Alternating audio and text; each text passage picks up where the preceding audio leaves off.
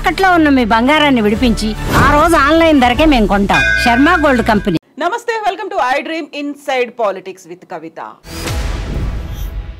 Kolkata medico doctor case అసలు ఏం జరిగింది అనుకుంటున్నారు? మొత్తం దేశమంతా ఏకమైంది. నిర్భయ ఘటన, ఆ తర్వాత దిశ ఘటన హైదరాబాద్లో జరిగినప్పుడు ఇప్పుడు కూడా అదే సంఘటన ఒక 20 రోజులుగా దేశమంతా ఏకమవుతోంది, పోరాటాలు చేస్తుంది, నిరసనలు అవుతున్నాయి. ఇన్ని అయిన తర్వాత మనమంటూ గొప్ప చట్టాలని తీసుకొచ్చుకున్నాం అనుకుంటున్నాము. ఏవేవో చేయాలని ఇంప్లిమెంట్ చేయాల్సిందే ఎవరు? న్యాయమూర్తులు. శిక్ష చేయాల్సిందే ఎవరు? న్యాయమూర్తులు. ట్రయల్ పూర్తి చేయాల్సిందే ఎవరు? కోర్టులు. వాళ్ళు చేస్తలేరు కదా, అందుకని భయం లేకుండా పోతుంది. అదే సినిమాలో జూనియర్ ఎన్టీఆర్ అడుగుతాడు ఒక జడ్జి గారిని పట్టుకొని, సార్ నేను అమ్మాయిని రేపు చేసినా నేను ఇప్పుడు ఒప్పుకుంటా, రేపు నన్ను ఉరిదీసే దమ్ము నీకుందా అని అడుగుతాడు. ఆలోచించుకోవాలి న్యాయమూర్తులు. సార్ నువ్వు నన్ను అడుగుతున్నావు కదా, నేను ఒప్పుకుంటా, ఆ అమ్మాయిని నేనే రేపు చేసినా నేను ఒప్పుకుంటా, రేపు నన్ను ఉరిదీయమని చెప్పే చట్టం నీ దగ్గర ఉందా, ఉరిదీసే దమ్ము నీకుందా అని జడ్జి గారిని అడుగుతారు సినిమాలో. నీ జీవితంలో ఎవడు అడగలేడు కాబట్టి అటు సినిమాలు అడిగి చూపెట్టిండు జూనియర్ ఎన్టీఆర్. ఇలా నేను అడుగుతున్నా అదే మాట. దిశ వచ్చిన తర్వాత ఎన్ని రేప్ కేసులు అయినాయి? ఆ రేప్ కేసులలో ట్రయల్ ఎన్ని రోజులకు పూర్తి అయింది? ఎప్పుడన్నా ఒక హైకోర్టు జడ్జి గారు కానీ ఒక సుప్రీంకోర్టు జడ్జి గారు కానీ కూర్చొని దీని మీద సమీక్ష చేస్తారా సార్? చేయరు. ఒక కోర్టులో జడ్జి ఒక రేప్ కేసు 5 ఏళ్ళు 10 ఏళ్ళు పెండింగ్ ఉంటే ఎందుకు పెండింగ్ ఉందని ఎప్పుడైనా సమీక్ష జరుగుతుందా? స్టెనోలు లేరు, జడ్జిమెంట్ రాస్తలేము. స్టెనో లేకపోతే నువ్వు కూర్చొని రాయి. You been paid for it కదా. కోర్టులో స్టెనో లేకపోతే ప్రభుత్వం ఇస్తుందా? మీరే కదా రిక్రూట్మెంట్ చేసుకోవాల్సింది. చేసుకోరు, ఎవరు వద్దంటున్నారు? సో ఒక రకమైన నిర్లిప్తత వచ్చింది. నేను చెప్పిన కదా ఇందాక, నేను బాగున్నానా, మావిడ బాగుందా, మంచి బంగ్లా ఉందా, నా కారు మంచిగా ఉందా, పక్కింటోడు ఏడగాలిపోతే నాకేంది? ఈ నిర్లిప్తతల నుంచి మనం బయటికి రావాలంటే ఇప్పుడు అప్పుడప్పుడు భూమి కోపం వచ్చినట్టు ఇట్లా కొన్ని ప్రకంపనలు వస్తే అందరూ కరోనా కొంచెం నేర్పించిపోయింది. నేను అనుకుంటున్నా మనుషులకు విలువలు నేర్పించింది, కుటుంబం ఏందో నేర్పించింది కరోనా. పొద్దులైతే సారి ఇటు మేడం ఇటు పోతుండే, మధ్యలో పోరలు ఎటు పోతురో తెలియకపోతుండే. కరోనా వచ్చి అందరి మీద కుటుంబం అని కలిపింది. కొంచెం మారిండ్రు మనుషులు. ఆ తర్వాత భార్య భర్త పిల్లలు కుటుంబం బంధాలు బాంధవ్యాలు పెరిగినాయని అనుకుంటా నేను. అట్లా ప్రతి ఉపద్రవం ప్రతి విధ్వంసం మనిషి కొన్ని నేర్పిస్తుంది. అట్లా ప్రకృతి మళ్ళేదో విధ్వంసం తీసుకొస్తే కానీ మనం అందరం మారేటట్లేము, ఈ నిర్లిప్తతలో నుంచి బయటకు వస్తుంది. బట్ ఇలాంటి సంఘటనలు జరిగినప్పుడల్లా ప్రతిసారి అనుకుంటాం కఠినమైనటువంటి చట్టాలు రావాలని. ఉరిశిక్ష అని అనుకున్నప్పుడు ఉరిశిక్ష ఎందుకు అమలు చేయాలి అనే మాట మానవతావాదులు ఆ టైంలో కోర్టులు వెళ్తుంటారు, లేకుంటే హక్కుల కోసం పోరాటాలు జరుగుతుంటాయి. యాక్చువల్గా ఈ కాన్ఫ్లిక్ట్ అనేది ఎందుకు వస్తుంది అక్కడ? ముందు వాళ్ళని ఉరిదీయాలి. ఒక ఆడపిల్లని రేప్ చేసి చంపేసిన ఉరిదీస్తే కడుపుని వస్తుంది చూడు, ముందు వాళ్ళని ఉరిదీయాలి. అట్లా వాళ్ళని ఉరిదీస్తే ఈ దేశం బాగుపడుతుంది.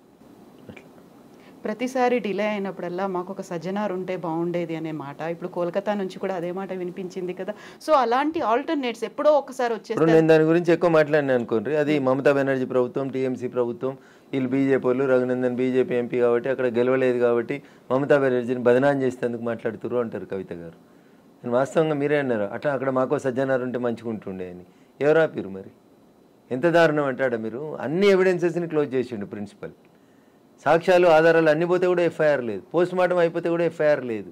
ఇంత దురదృష్టకరమైన సంఘటన. ఒక మహిళ ముఖ్యమంత్రి, ఒక రెబల్ ముఖ్యమంత్రి, ఆడపిల్లల కోసం మాట్లాడతా అని చెప్తుంది, ఎవరినైనా ఎదిరిస్తా అని చెప్పడమే ముఖ్యమంత్రి ఉన్న రాష్ట్రంలో ఒక మహిళా మెడికోకి ఇంత దౌర్భాగ్యమైన పరిస్థితి వస్తే సిగ్గుతో తల ఉంచుకోవాలి, రాజీనామా చేసి అవతల రేసి పోవాలి ఆ పదవికి. దానికి ఇంకా మెడికోలను వేసుకొని రాలేదు ఇస్తుంది ఆమెనే. దొంగనే దొంగ దొంగ అని అరిచినట్టున్నది కథ. ఎవరి వల్ల నష్టపోయింది అమ్మాయి? ఎవరి వల్ల చనిపోయింది అమ్మాయి? ఎవరు ప్రభుత్వం? లా అండ్ ఆర్డర్ ఎవరి కంట్రోల్లో ఉంటుంది? కేంద్రం కంట్రోల్లో ఉంటుందా? రాష్ట్ర ముఖ్యమంత్రి గారికి సంబంధం ఉండదా లా అండ్ ఆర్డర్? మానవత్వం లేని మాటలు మాట్లాడతారు వాళ్ళు అంతే. ఇంకా ప్రిన్సిపల్ ఇంకా నాకు తెలియదు ఉంటాడు, పేపర్లు వచ్చేదాకా నాకు విషయమే తెలియదంటే వాడేందుకు? ఫస్ట్ సూసైడ్ అనుకున్నారు కదా, అలాగే ప్రచారం చేశారు కదా. సో మీడియా కూడా నేను ఏమంటున్నా, ఇన్వెస్టిగేటివ్ జర్నలిజం అనేది కొంచెం తగ్గిపోతుంది, బాధ అనిపిస్తుంది నాకు. అదొకటే దురదృష్టకరం. సో ఇలాంటి సంఘటనలు జరగకుండా ఉండాలి అంటే ప్రతిసారి వినిపించే మాట ఇదే లాస్ట్ అవ్వాలి అనేది వినిపిస్తుంది కదా, ఏం జరగాలంటారు? సో నిందితుల్ని సాధ్యమైనంత త్వరగా, అయితే నిందితుడని నిరూపించబడితే ఏం శిక్ష ఇస్తారో గరిష్టమైన శిక్ష అయ్యిండ్రు. ఒకవేళ నిందితుడు కాలేదు, అక్కడ ఇన్సిడెంట్ జరగలేదు అనుకోండి, ముద్దాయి నిర్దోషాన్ని వదిలేసేయండి. దీనికి 2 ఏళ్ళు 3 ఏళ్ళు 5 ఏళ్ళు ఇట్లా నడిపించి ఈ కోర్టు కింది కోర్టు పై కోర్టు మధ్యలో కోర్టు అనుకుంటూ తిప్పితే జూనియర్ ఎన్టీఆర్ సినిమాలు అడిగిన సమస్య ప్రజలకు గుర్తుకొస్తూ ఉంటుంది. ఈ దురదృష్టకరమైనటువంటి సంఘటన. సో చాలా చట్టాలు ఉన్నాయి కవిత గారు, మీరు చట్టాలు ఏమని ఎందుకు అనుకుంటారు? చట్టాలు చాలా ఉన్నాయి. భయం ఎందుకు లేదు మరి? ఆచరణలో లేదు కాబట్టి చట్టం.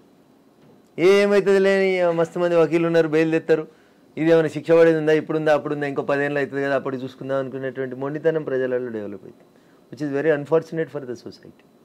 బట్ ఆ టైంలో నిందితుడిగా ఎవరైతే ఉన్నారో వాళ్ళకు కూడా ఒక ఫెసిలిటీ అనేది ఉంది కదా, ప్రభుత్వం తరఫునే ఒక లాయర్ని నియమిస్తారు, వాళ్ళు వెళ్ళి వాదించాలి అనేది ఉంటుంది. 3 నెలల్లో 6 నెలల్లో కేసు క్లోజ్ చేయాలి కదా కవిత గారు.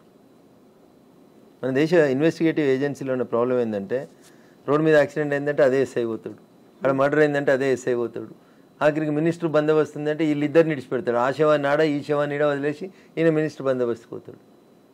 వేరే దేశాలలో అట్లుండదు. క్రైమ్ జరిగితే ఒక పోలీస్ అధికారిని ఒక కేసు ఇన్వెస్టిగేట్ చేయమంటే ఆ కేసు ఇన్వెస్టిగేషన్ పూర్తయి ఛార్జ్షీట్ దాఖలా అయ్యేంత వరదాకా ఆ అధికారిని అక్కడే ఉంచుతారు, అక్కడి నుంచి పక్క జరపరు. మినిస్టర్ వస్తే బందోబస్తుకి ఇంకో కేసు అయిపోతాడు, మర్డర్ అయితే ఇంకో కేసు అయిపోతాడు, రేప్ అయితే ఇంకో కేసు అయిపోతాడు. That system should be developed in our country also. సంఖ్య పెంచాలి, ఫోర్స్ని పెంచాలి. ఫోర్స్ని పెంచి ఒక్కొక్క కేసుకి ఒక్కొక్క ఇన్వెస్టిగేటివ్ ఆఫీసర్ని వేసి ఛార్జ్షీట్ వేసేదాకా ఆయనకు వేరే బాధ్యతలు ఇవ్వకపోతే సత్వర న్యాయం జరుగుతుంది, వేగవంతమైన న్యాయం జరుగుతుంది అనేది నేను అనుకుంటాను. బట్ ప్రయారిటీస్ అనేది అక్కడ కనిపిస్తున్నాయి, ఎవరు ఇంపార్టెంట్ పర్సన్ అనేది చూస్తున్నారు, అక్కడ విఐపీలు ఎవరు అనేది ఫస్ట్ ప్లేస్ వాళ్ళకే వస్తుంది. అదే చెప్తా ఉన్నా, ఈ ప్రజాస్వామ్య వ్యవస్థ లోపల కొన్ని లొసుకులు ఉన్నమాట వాస్తవం. వాటిని సరిదిద్దేందుకు మేము భారత న్యాయ సంహిత అని చట్టం తెస్తే చాలామందికి నచ్చదు. భారత ప్రజాస్వామ్య వ్యవస్థలో ఉన్నటువంటి కొన్ని ఇబ్బందికరమైన అంశాలను చర్చకు పెడితే చాలామందికి నచ్చదు.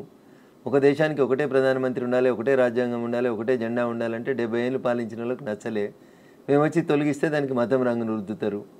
ట్రిపుల్ తలాక్ మంచి పద్ధతి కాదు, ట్రిపుల్ తలాక్ ఇచ్చే తప్పు, ఆడపిల్లల జీవితాలను అన్యాయం చేస్తుర్రు, ట్రిపుల్ తలాక్ని ఎత్తేద్దాం, ముస్లిం మహిళలకు కూడా గౌరవం కాపాడదాం, గౌరవం పెంచుదామని కొట్లాడితే దాన్ని మతం కోరం లోపలనే ఆపాదిస్తారు. దేన్ని స్వాగతిస్తారు ప్రజాస్వామ్యంలో ప్రజాస్వామికవాదులు? నేను ఇందాక చెప్పిన కదా, ఇది నరేంద్ర మోడీ గారు తెచ్చిన చట్టం కాబట్టి దీన్ని మనం వ్యతిరేకించాలి. ఆ చట్టం నిజంగా ఆయనకు లాభం చేస్తుంటే కూడా ఆయన వ్యతిరేకిస్తాడు, దానికి నేనేం చేయాలి దానికి చెప్పు. ఈ ఆలోచన విధానం నుంచి ప్రతిపక్షాలు బాగా మారాల్సినటువంటి అవసరం. వాళ్ళు మారితే ప్రజలకు మేలు జరుగుతుంది. ఇప్పుడు మెడికో కేసుకి సంబంధించి ఏం జరుగుతుంది, నెక్స్ట్ ఏం జరగాలని మీరు అంటారు? నా కోరిక నెరవేరదు కదా తల్లి, ఎందుకంటే అది వెస్ట్ బెంగాల్ కదా. నా కోరిక ఇక్కడ ఏ రాష్ట్రమైనా ఇలాంటివి జరగొద్దు అంటే 6 నెలల్లో శిక్ష వేసేసేయాలంతే. 6 months కంటే ఎక్కువ ఇట్లాంటి కేసులలో తీసుకోవద్దు. Any rape case for that matter, any rape case 6 months కంటే ఎక్కువ తీసుకోవద్దు, విచ్ ఇస్ వెరీ అన్ఫార్చునేట్. తీసుకుంటున్నారు సంవత్సరాలు నిందితునికి, కోర్టులకి, న్యాయమూర్తులకి, న్యాయవాదులకి వెసులుబాటు దొరుకుతుంది అంతే. సాక్ష్యాలు చెప్పేటోళ్ళు తక్కువ అయిపోతున్నారు, కోర్టుల కేసులు వీగిపోతుంది. ఎస్ రఘునందర్ గారు, థ్యాంక్ యూ సో మచ్ అండి. మళ్ళీ మనం మాట్లాడుకుందాం, బోల్డని విషయాలు ఉన్నాయి కాబట్టి. Thank you.